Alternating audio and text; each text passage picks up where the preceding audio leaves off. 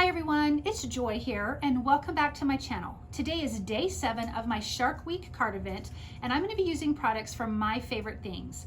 Now I have a bunch of goodies to give away, so to be eligible for that, I'm going to need you to subscribe to my channel, comment and like on all of my videos. For more details about my Shark Week card event, head on over to my blog at createitwithjoy.com. Now let's get started. This video is sponsored by My Favorite Things and Cardstock Warehouse. Now, here is my cute baby shark. This is the die from My Favorite Things, and I have die cut all the pieces ahead of time. I've got a couple grays, I've got some red, and some white. I will have all of the colors listed in my description. I also have some black here for the eyes. And all of these colors of cardstock are from Cardstock Warehouse. So I'm going to adhere this shark together, and while that is happening, I'm just going to talk about My Favorite Things cute little die and stamp set that I'm using for this card. I'm using the baby shark die, and then the stamp set is Sharky Sentiments. It's got quite a few, and it says today is going to be Jawsome, birthday shark, and then it has the little song. It's cake chomping time, take a bite out of cake, have a killer birthday, you're fantastic, I choose you, keep on smiling, hello chum, and let's do lunch. Now I used this die set and stamp last year when I made a shark card just in the summertime, and I love it, and I will actually add the link to that video down below, but it is a super cute shark card. It totally is a Jaws shark card. So I'm just going to finish adhering this together. I'm using some liquid glue to glue all of the pieces and parts together. And if you notice for the mouth, I actually glued 2 pieces on because I wanted that to have more dimension and kind of sticking out at you.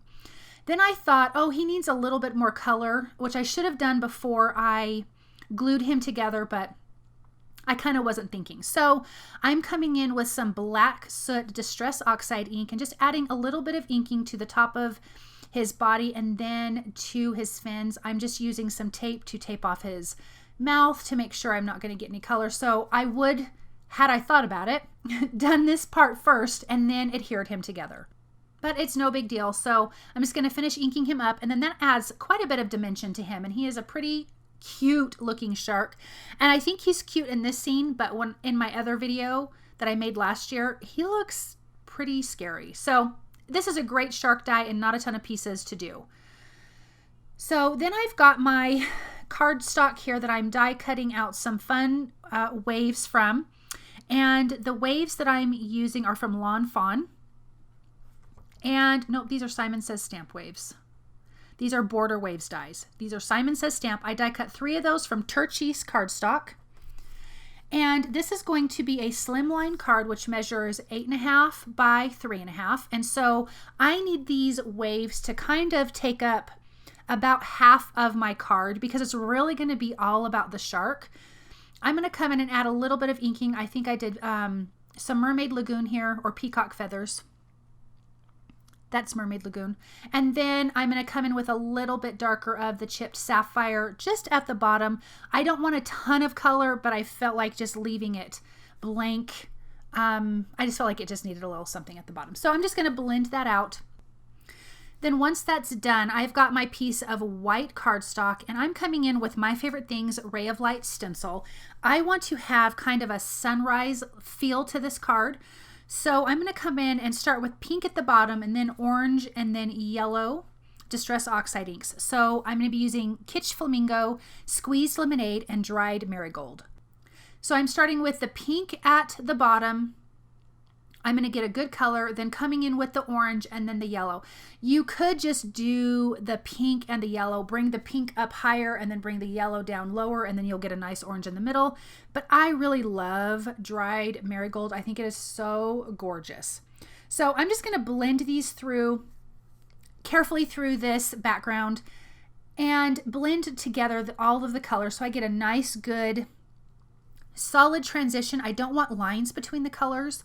Then I'm going to come back and take the stencil off, and now you have those bright white lines, which if you like that, that's totally fine. And I think that could be cute too.